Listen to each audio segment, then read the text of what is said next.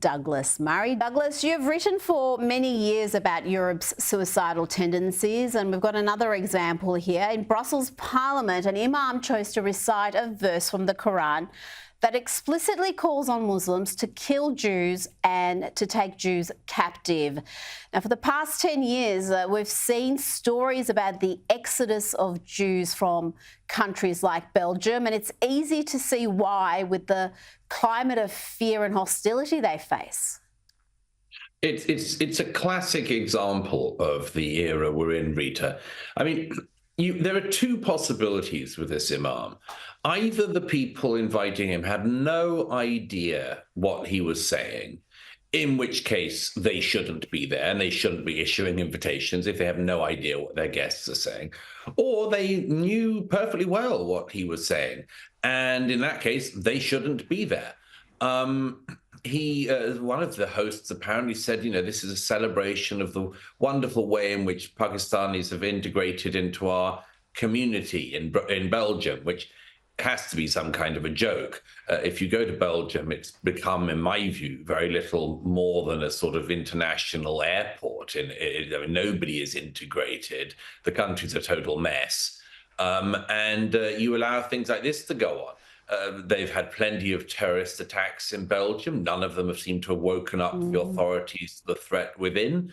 They've had anti-Semitic attacks for years. None of that seems to have woken up the authorities to the state that they're in. And now this. Yes, I mean, it's not just Jewish people. It's people of any non-extremist kind who should think very hard about whether or not they want to live in this hellscape that's being created that used to be known as Belgium. Now, you've written about Joe Biden's catastrophic presidency and his shameful weakness in trying to reward Hamas with a two-state solution. You call the two-state solution a fairy tale and among the least successful ideas in the world. Tell my viewers why you don't think it's possible, why you consider it a fantasy. Well, the first thing is that Western politicians keep talking about the two-state solution, have done all my life, as the magical solution to everything that goes wrong in the Middle East. They always have said left and right, conservative, Labour, they all, Republican, Democrat, they all say the same thing. They've said for years, decades indeed, if you have a two-state solution, then everything else in the Middle East will be fine. It was always a fantasy. The economy of Yemen is not going to blossom if the Palestinians get given another state. But, they always said this. And so now what the very interesting thing that's happening, Rita, is that as Biden gets towards the end of this presidency, Blinken, his Secretary of State in particular, seems to have decided that the two-state solution, solving the two-state solution issue, which his predecessors tried so hard to do, should be his achievement. And he is sending out Lord Cameron, David Cameron, the British Foreign Secretary, as his sort of front man to float this idea. The problem is the idea stinks for two reasons very quickly. The first is, if the Palestinians were given another state today, it would be seen as a reward for October the 7th.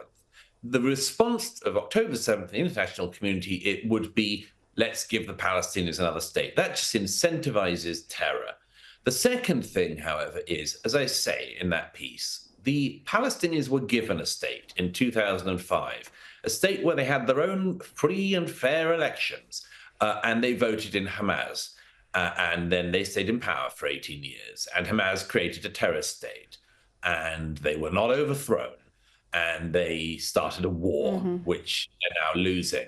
If they were given another state, yet another state, the Palestinians, this time presumably in the West Bank, all of Israel would be at risk from the same rocket fire, the same terror.